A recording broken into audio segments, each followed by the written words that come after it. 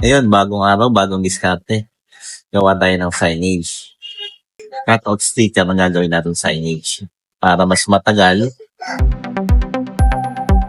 Tara, prepare natin yung mga kailangan natin sticker.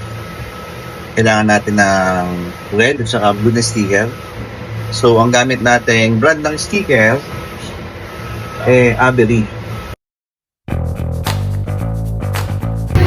Yan yung babalitan natin.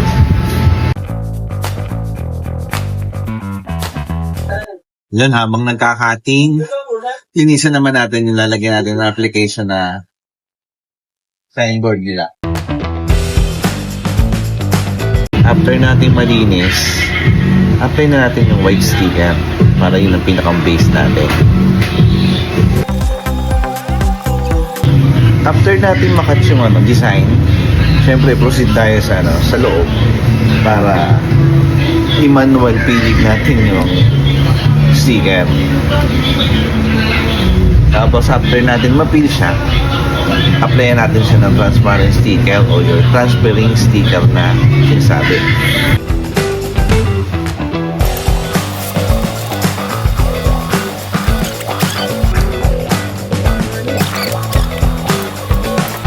After natin magawa yung peeling at saka yung paglalagay ng transferring sticker, syempre apply na natin siya dun sa base. So, malapit na matapos.